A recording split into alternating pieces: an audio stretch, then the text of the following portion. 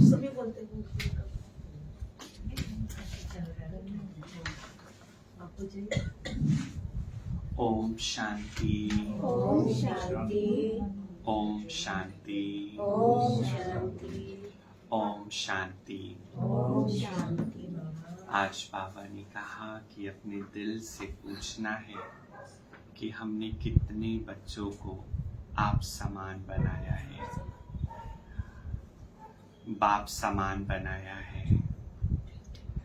कितनों को बाबा का परिचय दिया है। ये लिस्ट होनी चाहिए कि जब से हम ज्ञान में आए हैं कितनों को हमने बाबा का संदेश दे करके बाबा का बच्चा बनाया है। दूसरा, किन बच्चों की अवस्था फर्स्ट क्लास रहती है, तो ये भी बाबा ने कहा जो दूसरों को ज्ञान देते हैं, विचार सागर मंथन करते हैं, खुशबूदार फूल बनाते हैं। तो विचार सागर मंथन करते जाना है, बाबा जो हमें ज्ञान देते हैं उस पर मनन करना है और फिर दूसरों को ज्ञान दे करके उन्हें भी आप समान बनाना है। और बाबा ने कहा सच्चे सच्चे परवाने बनना है। परवाने भी कई प्रकार के होते हैं, एक तो फेरी लगा करके चले जाते हैं और दूसरे मर मिट जाते हैं। तो हमें कौन सा बनना है? मर मिटने वाला। बाबा के बन गए तो बन गए, लेकिन बाबा भी तो परीक्षा लेता है ना, तो उस परीक्षा में भी हमें पास होना है। आज बाबा की 24 तारीख के साकार महावाक्य है।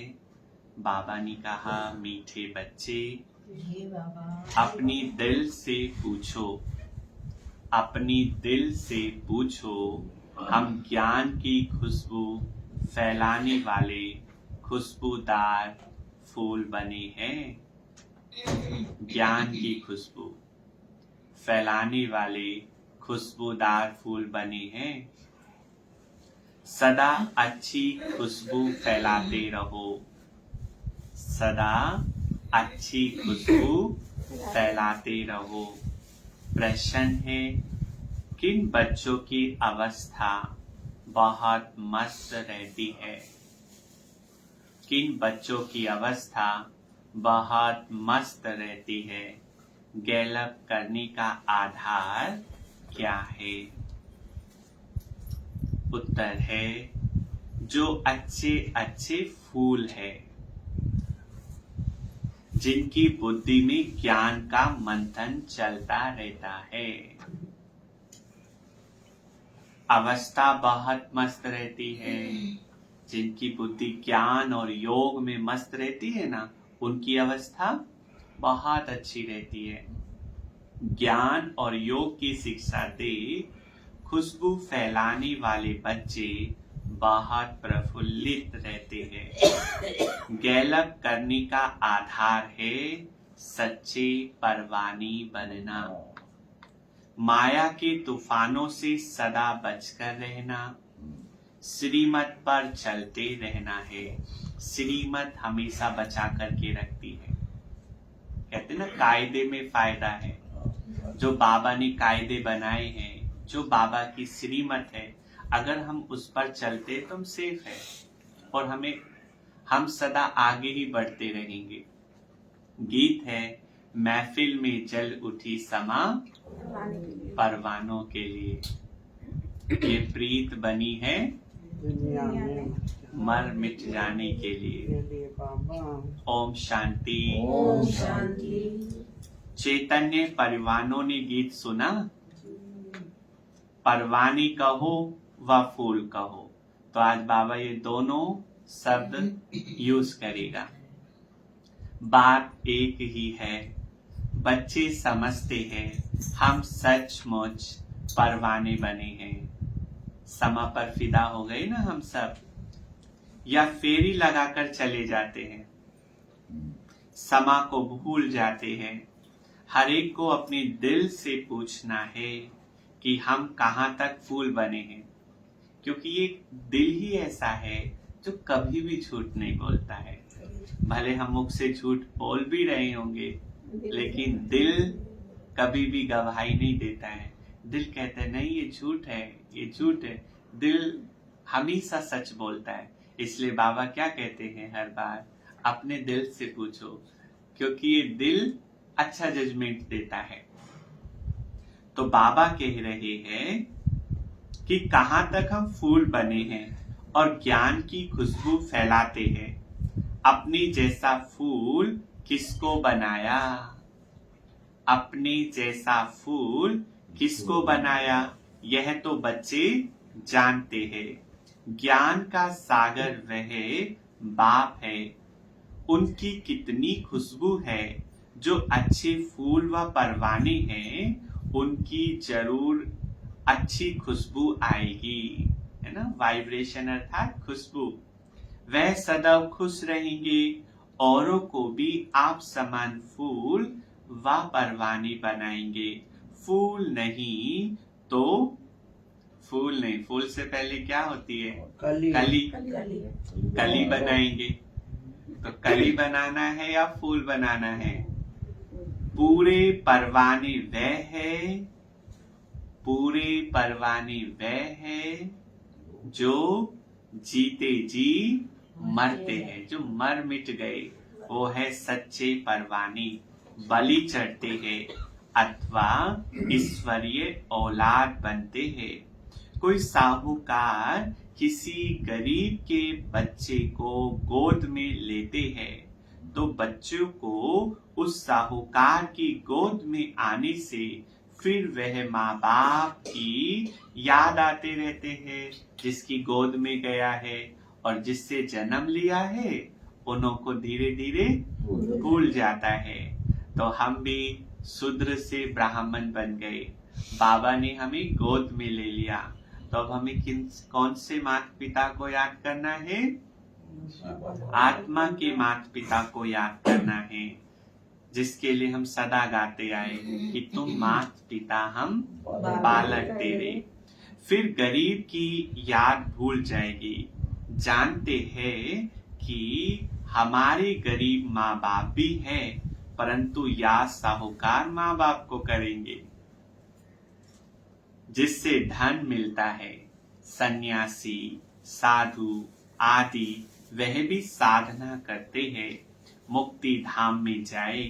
सभी मुक्ति के लिए ही पुरुषार्थ करते हैं, परंतु मुक्ति का अर्थ नहीं समझते। वो मुक्ति का अर्थ समझते हैं कि इस आवागमन के चक्र से छूट जाना, इससे मुक्त हो जाना। लेकिन बाबा इस आवागमन के चक्र से तो मुक्ति नहीं देगा ना। हाँ, दुखों से मुक्ति दे सकता है, लेकिन आना तो पड़ेगा ना। फिर भी एक्टर है, एक्टर को ऊपर थोड़ी बिठा करके रखेंगे। कोई कहते ज्योति ज्योत समाएंगे, कोई समझते हैं पार निर्वाण जाते हैं। निर्वाण धाम में जाने को ज्योति में समाना व मिल जाना नहीं कहा जाता है। यह भी समझते हैं हम दूर देश के रहने वाले हैं। कहावत है ना, दूर देश के रहने वाला आए देश पर आए। तो हम भी ये पराए देश, इसको पराया क्यों बोलते हैं? क्योंकि रावण का राज्य है ना। इस गंदी दुनिया में रहकर क्या करेंगे? बच्चों को समझाया है, जब कोई से मिलते हो तो ये समझाना है कि ये बना बनाया ड्रामा है। अब कई तो इस ड्रामा को बहुत अच्छा समझते, खुश हो जाएंगे, और कई लोग फिर इस ड्रामा का ज्ञान सुनकर के बहुत दुखी हो जाते हैं। वो कहते हैं अच्छा फिर से हम दुखी होंगे, फिर से हमारे साथ ये सब कुछ होगा जो इस बार हुआ है। तो बाबा ने कहा फिर उनको अच्छी रीति समझाना है सतयुग, त्रेता, द्वापर, कलयुग, यह है संगम युग। अभी कौन सा युग चल रहा है? पांचवा युग चल रहा है, संगम युग। सतयुग के बाद त्रेता का भी संगम होता है, 4 संगम होते हैं। सतयुग और त्रेता के बीच में जो संगम आता है उसमें क्या परिवर्तन होता है? युग परिवर्तन होता है, कला कम होती है ना, जन्म बढ़ जाते हैं, आयु कम हो जाती है, घराना चेंज होता है। लेकिन कलयुग और सतयुग के बीच का जो संगम है ना, इसको पुरुषोत्तम संगम युग बोलते हैं। इसमें भगवान आता है। और दूसरा, इसमें युग नहीं, युग के साथ साथ पूरा कल्प चेंज होता है, इसलिए संगम युग की ज्यादा महिमा है। संगम होता है, वहां युग बदलता है, परंतु यहाँ कल्प बदलता है। बाबा कोई युगे युगे नहीं आते। मतलब सतयुग त्रेता के बीच में जो संगम आएगा उस पर नहीं आएंगे। बाबा कौन से संगम पर आते हैं? कल्प के संगम युग पर आते हैं। जैसे मनुष्य समझते हैं, बाबा कहते हैं जब सब तमो प्रधान बन जाते हैं कलयुग का अंत होता है। ऐसे कल्प के संगम पर मैं आता हूँ। युग पूरा होता है तो 2 कला कम होती है। यह तो जब पूरा ग्रहण लग जाता है तब मैं आता हूँ। बिल्कुल अमावस्या की रात में बाबा आते हैं, जब बिल्कुल काली अंधियारी घोर अंधियारा छा जाता है तब बाबा आते हैं। मैं युगे युगे नहीं आता हूँ। यह बाप बैठ परवानों को समझाते हैं। परवानों में भी नंबरवार है, कोई तो जल मरते हैं, कोई फेरी पहन चले जाते हैं, श्रीमत पर चल नहीं सकते। अगर कहाँ श्रीमत पर नहीं चले तो फिर माया पछाड़ती रहेगी। श्रीमत का बहुत गायन है। श्रीमद् भगवत गीता कहा जाता है। शास्त्र तो बाद में बैठ बनाए। उस समय मनुष्यों की बुद्धि रजो तमो होने के कारण समझते हैं श्री कृष्ण द्वापर में आया। बाबा कहते हैं मैं आता ही तब हूँ जब आदि सनातन देवी देवता धर्म वाले मनुष्य गुम हो जाते हैं, परंतु ये भूल जाते हैं कि हम ही देवी देवता धर्म वाले थे।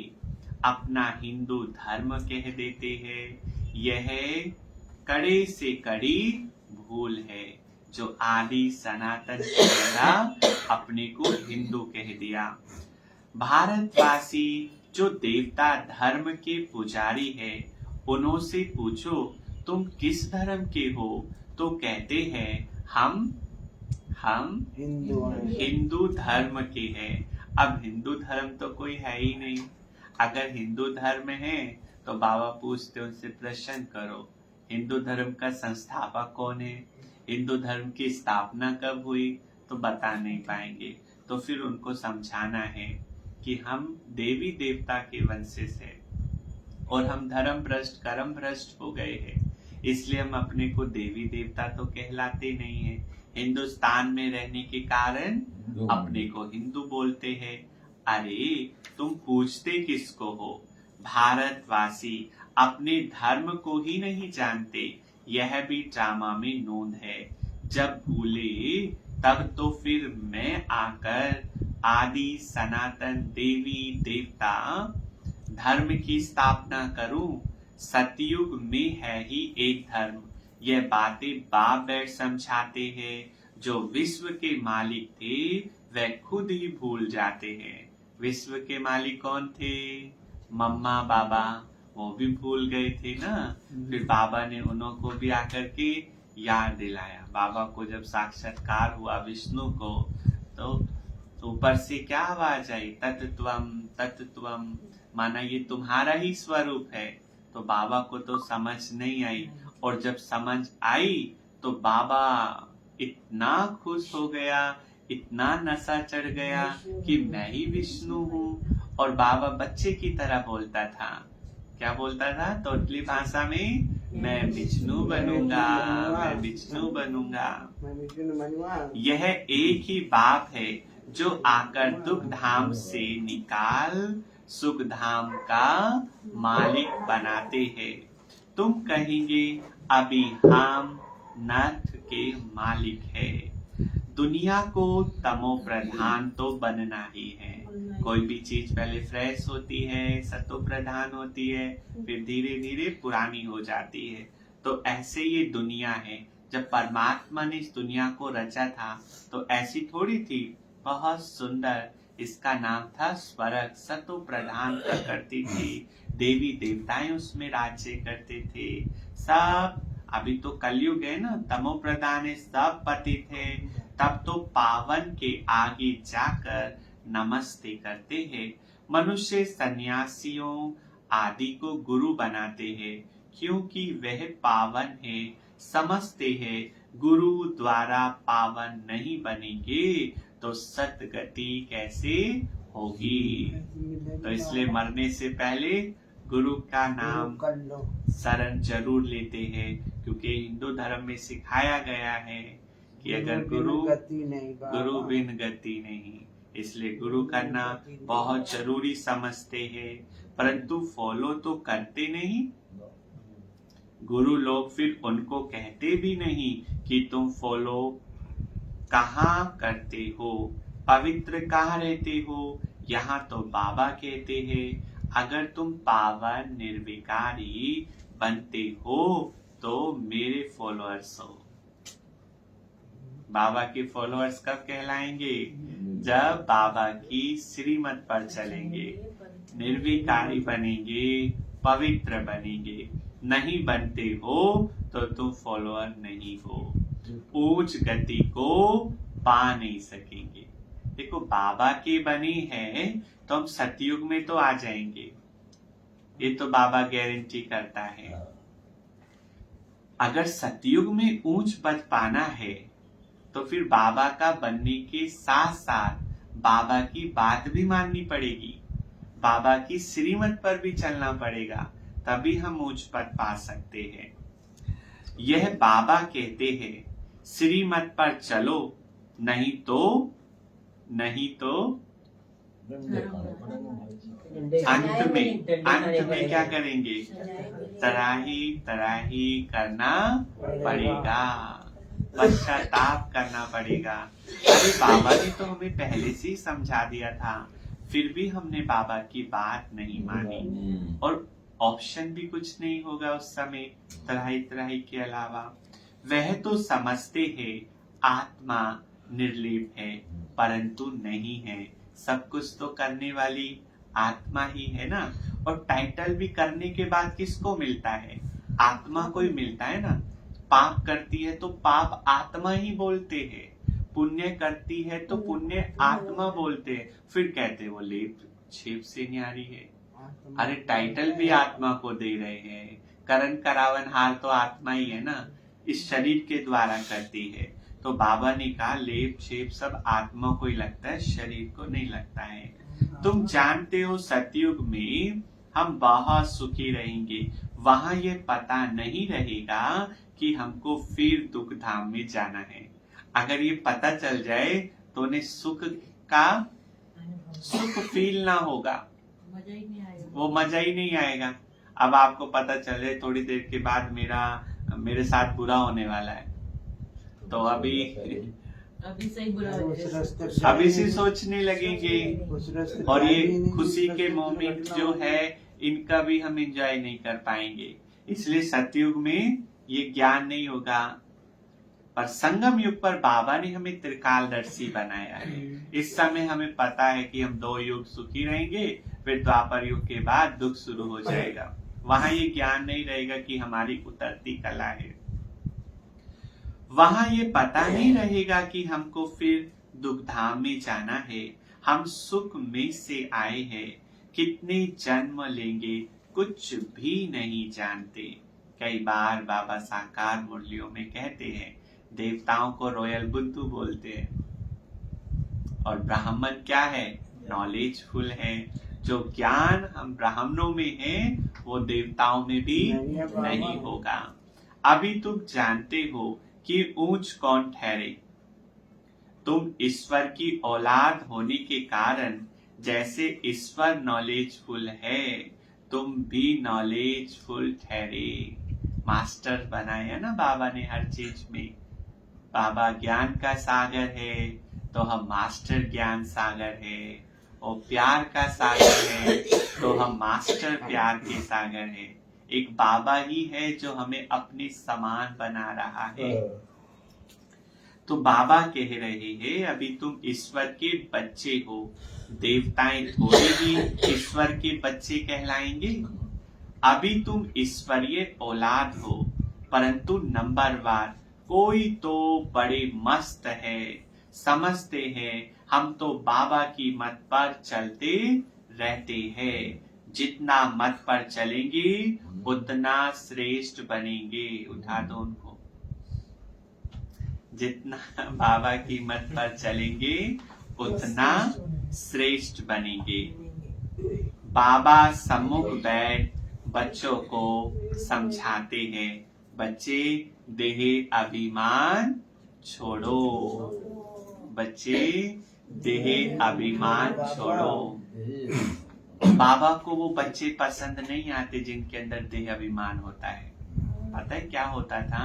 साकार में जब बाबा से बच्चे मिलने आते थे तो कईयों को देख करके बाबा ना ऐसे रुमाल से अपना मुंह ढक लेता था। तो बाबा के साथ जो दादी रहती थी तो बाबा पूछती थी, बाबा आपने ये रुमाल क्यों ढक लिया है? तो बाबा कहता था इस बच्चे में से देह अभिमान की बू आ रही है। बाबा को वो बच्चे अच्छे नहीं लगते थे। बाबा कहते देही अभिमानी बनो, आत्म अभिमानी बनो। जब हम आत्म अभिमानी बनते ना तो बाबा को खींच होती है। बाबा हमें याद करता है और बाबा से डायरेक्ट कनेक्शन जुड़ जाता है। इसलिए बाबा कितने प्यार से कह रहे, बच्चे देह अभिमान छोड़ो और देही अभिमानी बनो। बन जाओ देही अभिमानी। समझो अपने को आत्मा। निरंतर याद करो परंतु सदैव याद कर नहीं सकेंगे। ये भी बाबा को पता है। निरंतर बाबा को याद भी नहीं कर सकेंगे। याद रहेगी नंबरवार पुरुषार्थ अनुसार। जो भी रिजल्ट अंत में निकलेगी, बाप तो है ही सुखदाता। ऐसे नहीं कि दुख भी बाप ही देते हैं। बाप कभी बच्चों को दुख नहीं देते।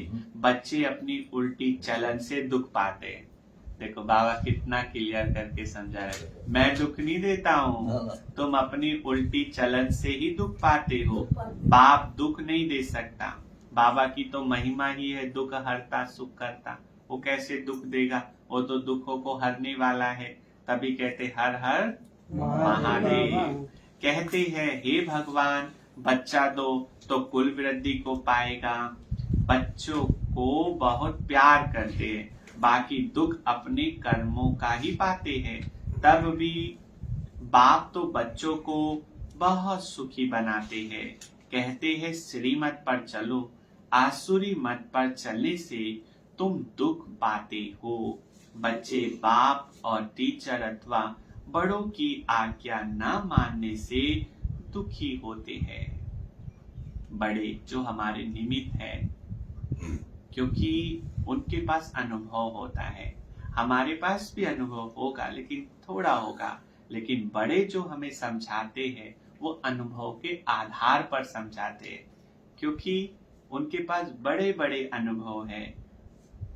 तो इसलिए अगर वो कुछ समझाते हैं, हो सकता है उस समय वो बात हमें बुरी लग जाए, लेकिन अगर हम उनकी बात मानते हैं तो बाद में हमें पता चलता है उन्होंने हमें वो बात इसलिए समझाई थी। इसलिए बाबा और जो बड़े हैं उनकी श्रीमत पर सदा चलते रहना है। बच्चे बाप और टीचर अथवा बड़ों की आज्ञा न मानने से दुखी होते हैं। दुखदाई खुद बनते हैं। और ये फील बाद में करते हैं, अगर मैं उस समय उनकी बात मान लेता तो आज मैं यहाँ धोखा ना खाता। उस समय तो बुरा लगा था, हमें क्यों बोला, हमें क्यों समझाया, हम तो राइट है, इन्हें क्या पता, है ना। तो इसलिए बाबा कहते हैं, शिक्षा देते हैं तो उस समय समझना है उस बात को कि किस वे भी हमें समझाना चाह रहे हैं। तो बाबा कहते हैं, माया के बन पड़ते हैं, ईश्वर की मत तुमको अभी मिलती है। ईश्वरीय मत ही रिजल्ट 21 जन्म तक चलती है, फिर आधा कल्प माया की मत पर चलते हैं। ईश्वर एक ही बार आकर मत देते, वो बार बार युगे युगे आकर के थोड़ी समझाएगा। माया तो आधा कल्प से है ही, मत देती ही रहती है। माया की मत पर चलते 100% दुर्भाग्यशाली बन पड़ते हैं। तो जो अच्छे अच्छे फूल है वह इसी खुशी में सदैव मस्त रहेंगे। नंबर वार तो है ना, परवाने कोई तो बाप के बन श्रीमत पर चल पड़ते हैं। अक्सर करके गरीबी अपना पूरा पोता मेल लिखते हैं कि इतना कमाते हैं, इतना खर्च होता है, इतना यज्ञ में देते हैं। गरीब फटाफट अपना पोता मेल बाबा को दे देता है। साहूकारों को तो डर रहता है कि कहीं इन्हें पता चल गया तो ये हमसे ना ले लेवे। तो इसलिए बाबा कहते उन्हें डर रहता है कि कहाँ हमारे पैसे ना ले लेवे। साहूकारों के लिए बड़ा मुश्किल है। बाबा कहते हैं मैं गरीब निवाज हूँ, इसलिए गरीब अपना थोड़ा कना हर रोज सफल करते हैं। अब वो बहुत ज्यादा तो इकट्ठा नहीं दे सकते हैं, तो थोड़ा थोड़ा सा रोज बाबा की भंडारी में डालते हैं। दान भी हमेशा गरीबों को ही किया जाता है। सुदामा की बात है ना, चावल मुट्ठी ले उनको महल दे दिए। हाँ, तो यहाँ पर भी थोड़ा थोड़ा सा देते हैं तो बाबा उसके बदले में महल देगा। तुम हो गरीब, समझो कोई के पास 25-50 रुपया है, उनसे 1-2 आना देते हैं। साहूकार 50,000 दे तो भी इक्वल हो जाता है, क्योंकि कमाई के हिसाब से दिया ना। और गरीब का 1 आना, साहूकार का 50,000 एक समान है, इसलिए गरीब निवाज कहा जाता है। साहूकार लोग तो कहते हमको फुर्सत नहीं मिलती क्योंकि पूरा निश्चय नहीं है। तुम हो गरीब, गरीबों को धन मिलने से खुशी होती है। बाबा ने समझाया है, यहाँ के गरीब वहाँ क्या बन जाएंगे, साहूकार बन जाते हैं। और उसके एवजे में जो यहाँ के गरीब वहाँ साहूकार और यहाँ गरीब बन जाएंगे, है ना। यह और यहाँ के साहूकार वहाँ बहुत गरीब बन पड़ते, क्योंकि सफल नहीं किया ना, और सफल नहीं करेंगे तो फिर कैसे वहां पर मिलेगा। कोई कहते हम यज्ञ का ख्याल रखे या कुटुंब का रखे, अपने परिवार को देखे या सेंटर को देखे, ऐसा बोलते हैं। बाबा कहते तुम अपने परिवार की बहुत अच्छी संभाल करो। बाबा का परिवार तो चल ही रहा है, बाबा का यज्ञ कईयों के अंदर आ जाता है ना देह अभिमान। तो बाबा कहते अच्छा फिर आप अपने परिवार की अच्छे से ही संभाल करो। अच्छा है जो तुम इस समय गरीब हो। बाबा कह रहा अच्छा है तुम इस समय गरीब हो। हम भी साहूकार होते, हमारे पास भी समय नहीं होता, हम यहाँ नहीं आ पाते, तो अच्छा है ना हम लोग गरीब है, कम से कम बाबा को समय तो दे रहे हैं ना। बाबा कहते तुम अपने परिवार की बहुत अच्छी संभाल करो। अच्छा है जो तुम इस समय गरीब हो। साहूकार होते तो बाप से पूरा वर्षा ले नहीं सकते। सन्यासी ऐसे नहीं कहेंगे, वह तो पैसे लेकर अपनी जागीर बनाते हैं। शिव बाबा थोड़ी ही बनाएंगे, ये मकान आदि सब तुम बच्चों ने अपने लिए बनवाए हैं। जो मधुबन में बिल्डिंग्स बनती है कौन रहेगा जाकर के? हम बच्चे ही तो रहते हैं ना। यह किसकी जागीर नहीं है। जो बाबा के सेंटर्स होते हैं पर्सनल किसी की प्रॉपर्टी नहीं होती है, ये बाबा की है। और बाबा तो हम सबका है ना, या किसी एक का है? तो बाबा का वो हम सब बच्चों का ही है ना। जैसे घर में बाप का मकान होता है तो बाप को 4 बच्चे होते हैं, तो चारों का पूरा अधिकार होता है ना कि ये घर मेरा है क्योंकि ये मेरे बाप का है। तो ये सेंटर भी हमारे पिता का है, बाबा का है, और हम सब कौन है? बाबा के बच्चे हैं। तो कहीं थोड़ा सा अधिक धन देते हैं तो उनको अभिमान आ जाता है, मेरा सेंटर है, मैंने बनवाया है, बाबा को भूल जाते हैं। वैसे तो बाबा के घर है सब। तो बाबा ने कहा यह तो टेम्परेरी है क्योंकि अंत समय बच्चों को यहाँ कर रहना है, हमारा यादगार भी यहाँ है दिलवाड़ा मंदिर। तो पिछाड़ी में यहाँ आकर विश्राम लेंगे। जो लौकी घर है ना उन सबको छोड़ करके कहाँ चले जाएंगे हम सब? मधुबन। बाबा के पास भागेंगे वह जो योग युक्त होंगे, उनको टचिंग होगी कि अब मधुबन जाना है। बस उन्हों को मदद भी मिलेगी। बाबा की बहुत मदद मिलती है। सबने बाबा की मदद का तो अनुभव किया ही होगा ना, कि बाबा उस समय मदद करता है जब सब हाथ खड़े कर लेते हैं। फिर बाबा 1000 भुजाधारी आकर के हमारी मदद करता है। तुम जानते हो हमको यहाँ बैठ विनाश देखना है। बाबा ने व्यक्त मूल्यों में कहा माउंट का विनाश सबसे बाद में होगा। वहां पर बैठ करके हम ऐसे देखेंगे जैसे कि पिक्चर हॉल में बैठ के कोई टीवी देख रहा हो। तो बाबा कहते हैं तुम जानते हो हमको यहाँ बैठ विनाश देखना है। तो उस विनाश की सीन को देखने के लिए भी अवस्था कैसी चाहिए? परिपक्व चाहिए। जैसे शुरू में बाबा ने तुम बच्चों को बहलाया तो पिछाड़ी वालों का भी हक है उस समय ऐसे फील करेंगे जैसे वे कुंड में बैठे हैं। दुनिया मर रही होगी, तराई तराई कर रही होगी, और हम बच्चों को कैसे फीलिंग आएगी? जैसे कि हम स्वर्ग में बैठे हैं। बहुत नजदीक होते जाएंगे। हम तो समझते हैं हम यात्रा पर है, थोड़े समय बाद विनाश होगा। हम जाकर प्रिंस प्रिंसेस बनेंगे। किस्म किस्म के फूल है। हर एक बच्चे को समझना चाहिए मैं कितनों को ज्ञान की खुशबू दे रहा हूँ, किसको ज्ञान और योग की शिक्षा देता हूँ। जो सर्विस करते हैं वह अंदर में आप अनुभव करना, किसी को ज्ञान दे करके देखो और फिर आप योग करो। आपने किसी को कोर्स कराया, किसी को बाबा का परिचय दिया, बाबा के घर में उस आत्मा को लाए, उस दिन अपनी अवस्था देखना। अवस्था प्रफुल्लित रहती है। सेवा करके आत्मा को सुख मिलता है, सेवा करके आत्मा को दुआएं मिलता है, और दुआ से अवस्था क्या होती है? अच्छी होती है, प्रफुल्लित रहते हैं। बाबा जान जाते हैं ये किस अवस्था में रहते हैं। इनकी अवस्था कहाँ तक गैलप करेगी?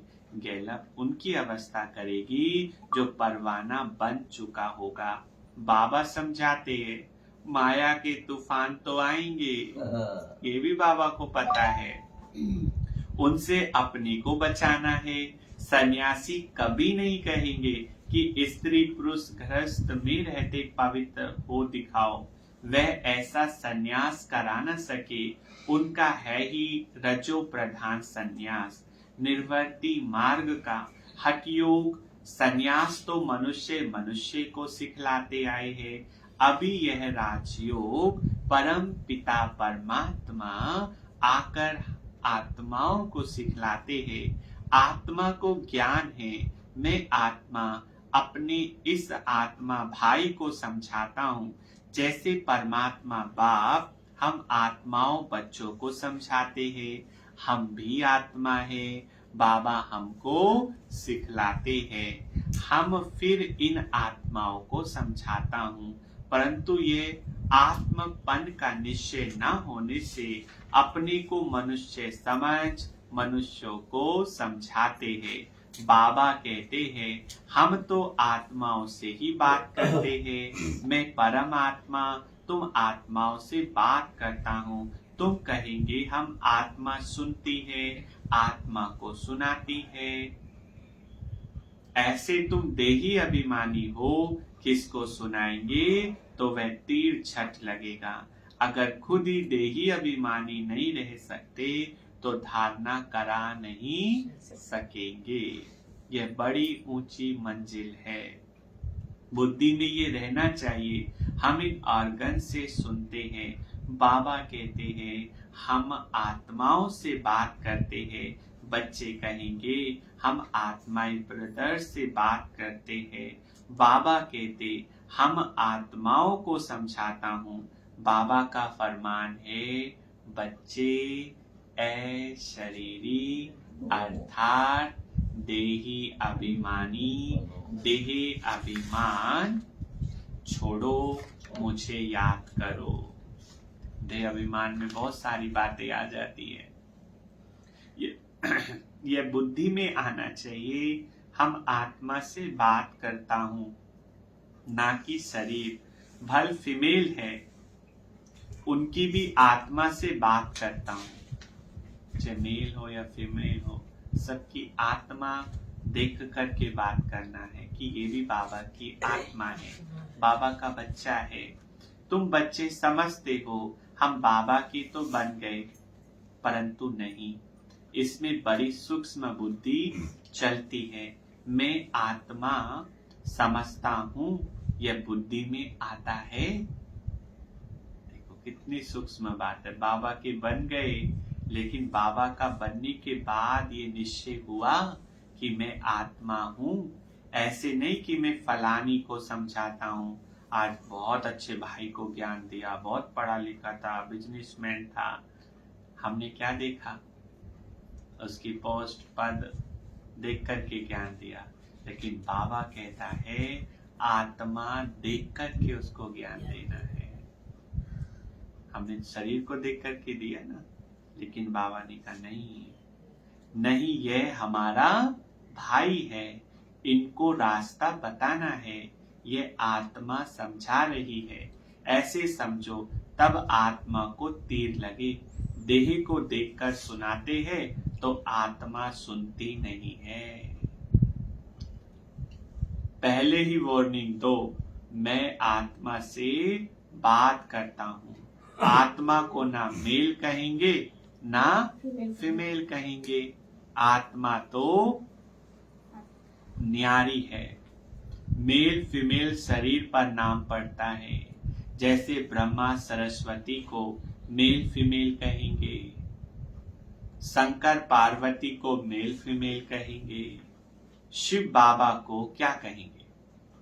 मेल कहेंगे या फीमेल कहेंगे? बाबा ने एग्जाम्पल दिया, तभी उनको अर्धनारीश्वर बोला जाता है। हाँ। दोनों चीजें हैं। मेल ही तो कहेंगे ना, है तो मेल। बाबा को ना मेल कहेंगे ना फीमेल, उसको आत्मा कहेंगे। शिव बाबा को ना मेल ना फीमेल कहेंगे, तो बाबा आत्माओं को समझाते हैं। यह बड़ी मंजिल है। बाबा की आत्मा इनको समझाती है। आत्मा को इंजेक्शन लगाना है, तब देह अभिमान टूटता है, नहीं तो खुशबू नहीं निकलती, ताकत नहीं रहती। हम आत्मा से बात करते हैं, आत्मा सुनती है। बाबा कहते तुमको वापस जाना है, इसलिए देही अभिमानी बनो, मन मना भाव, फिर ऑटोमेटिकली मध्य भाव आ जाता है। जब बाबा याद है, परम धाम याद है, तो स्वर्ग कैसे भूलेंगे? तो मध्य भाव तो ऑटोमेटिक ही बन जाएंगे ना, स्वर्ग याद आ ही जाएगा। मूल बात है ही मन मना भाव। बाबा को याद करो। भल कहते हैं सब तो भल कहते, तो सब है भगवान को याद करो, परंतु जानते नहीं। वो देवताओं को ही भगवान समझ लेते, वो धर्म पिताओं को ही भगवान समझ लेते, किस किस को याद करे। अभी हमने उसको समझा है कि भगवान कौन है। अभी तुम बच्चों को बड़ी सूक्ष्म बुद्धि मिली है, हम उसको याद करते जिसको धर्म पिताओं ने भी याद किया, समय आने पर देवताओं ने भी याद किया। वो है भगवान जिसको सबने याद किया, वो निराकार ज्योति स्वरूप है। श्री कृष्ण को वह किसी देवता को याद नहीं करना, बल्कि उनके जैसा बनना है। बाबा ऐसा बोलते हैं, परंतु याद हमें शिव बाबा को ही करना है। अभी तुम बच्चों को बड़ी सूक्ष्म बुद्धि मिलती है, जो हम सूक्ष्म से सूक्ष्म बात भी समझ जाते हैं। सवेरे उठ विचार सागर मंथन करना है, दिन में सर्विस करनी है, क्योंकि कर्म योगी हो। लिखा हुआ भी है, नींद को जीतने वाले बनो, रात को जाग कमाई करो। रात को मतलब अमृत भी। जब दुनिया वालों की रात होती है, उनकी रात कब होती है? सुबह सवेरे 4 बजे सोते हैं, तो उस समय उठ करके हमें कमाई करनी। उस समय ब्राह्मणों को भी बहुत अच्छी नींद आती है, क्योंकि नींद का वाइब्रेशन होता है ना। बाबा उठाता है, माया सुलाती है। पहले बाबा आएगा, अच्छा, फिर माया आ जाएगी। अभी सो जाओ, अभी 5 मिनट बाकी है, माया कहेगी। और वो जो 5 मिनट का सोने का लालच होता है ना, वो सीधा 4:45 बजा देता है। तो इसलिए बाबा कहते हैं, नींद को जीतने वाले बनो, रात को जाकर कमाई करो, दिन में माया का बड़ा बखेरा है।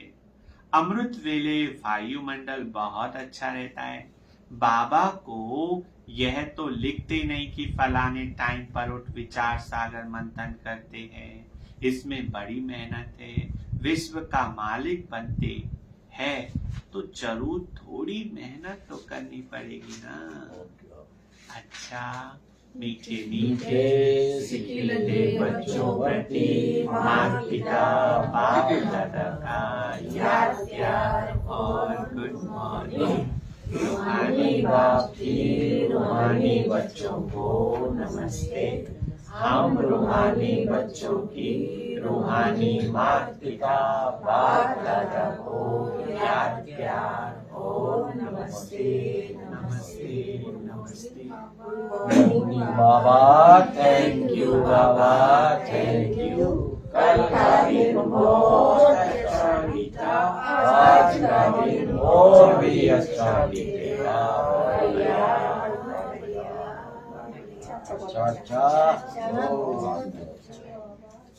तो आज बाबा ने बार बार मुरली ने क्या इशारा दिया? क्या बनो? देही अभिमानी, आत्माभिमानी। और ज्ञान देते समय खुद भी आत्मा समझना है, और जिसको ज्ञान दे रहे हैं ये आत्मा मेरा भाई है। जब हम शरीर समझ करके ज्ञान देते हैं, हो सकता है उनको बहुत अच्छा लगे, लेकिन वो आत्मा परिवर्तन तभी करेगी जब हम आत्मा समझ करके ज्ञान देंगे।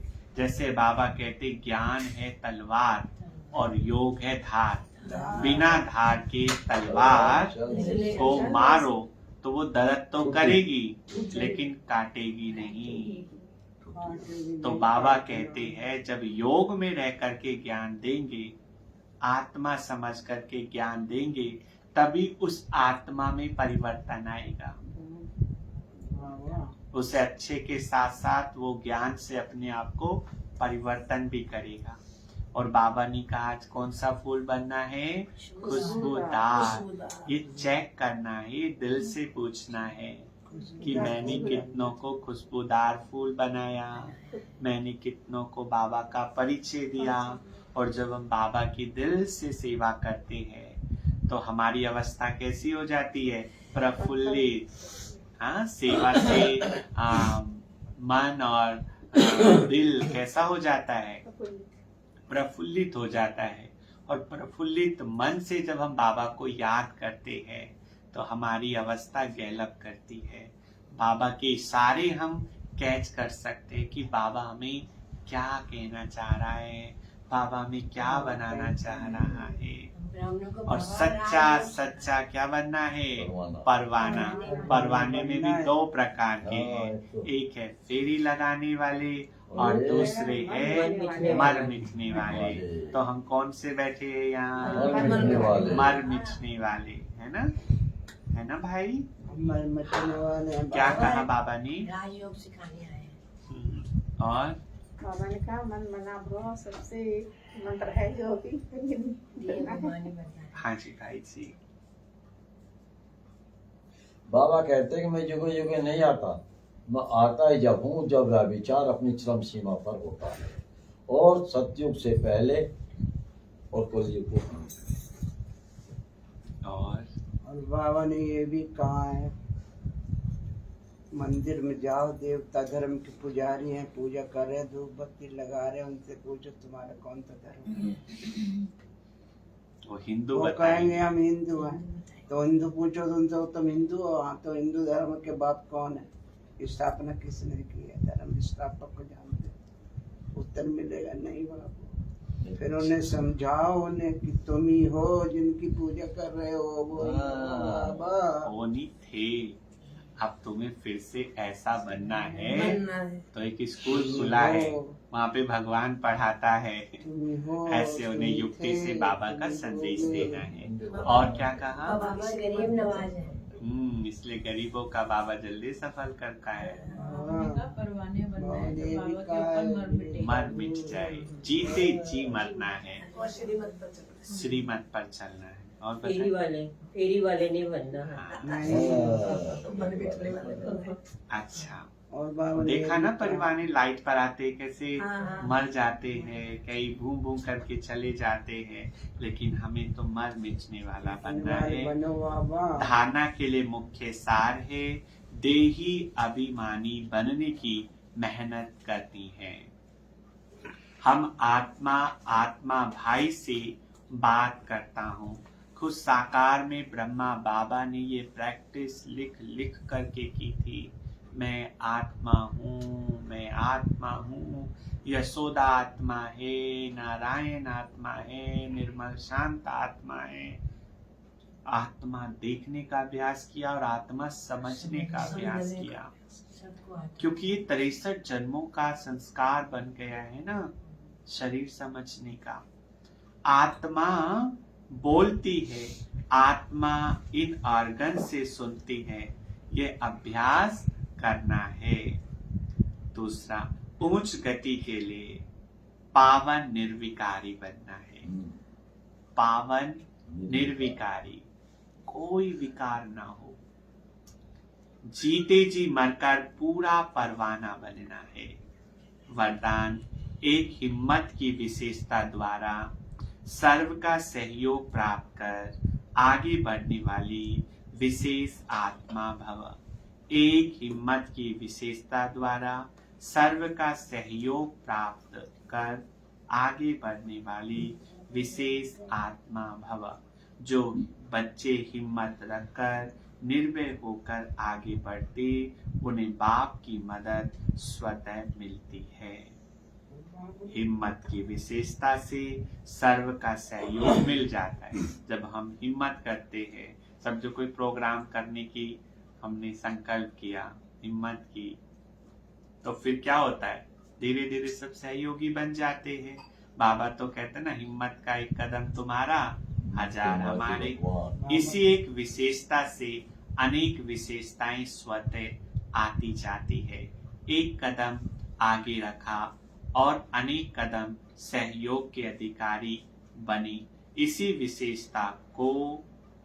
विशेषता का औरों को भी दान और वरदान देते रहो, अर्थात विशेषता को सेवा में लगाओ, तो विशेष आत्मा बन जाएंगे। स्लोगन, बुद्धि से इतने हल्के रहो जो बाप अपनी पलकों पर बिठाकर साथ ले जाए, क्योंकि पलक पर तो कोई हल्की चीज ही ठहर सकती है ना। तो इतने हल्के बन जाओ जो बाबा अपनी पलकों पर बिठा करके साथ ले जाए।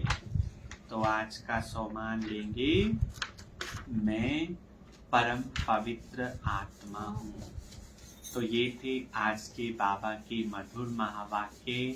अपने दिल से पूछना है कि हम कितनों को खुशबू देते हैं, कितनी खुशबू हम फैलाते हैं, और अपनी अवस्था को अच्छा बनाने के लिए ज्ञान का चिंतन करना है, मनन करना है। तो अवस्था कैसी हो जाएगी? फर्स्ट क्लास, प्रफुल्लित हो जाएगी। सच्चा सच्चा परवाना बनना है और बाबा की जो श्रीमत है उस पर पूरा पूरा चलना है। अच्छा, ओम शांति। अभी बाबा को भोग लगाएंगे और भोग के बाद सभी बैठेंगे। आज भाई आए हैं, वो थोड़ा अपना अनुभव सुनाएंगे। अच्छा, ओम शांति।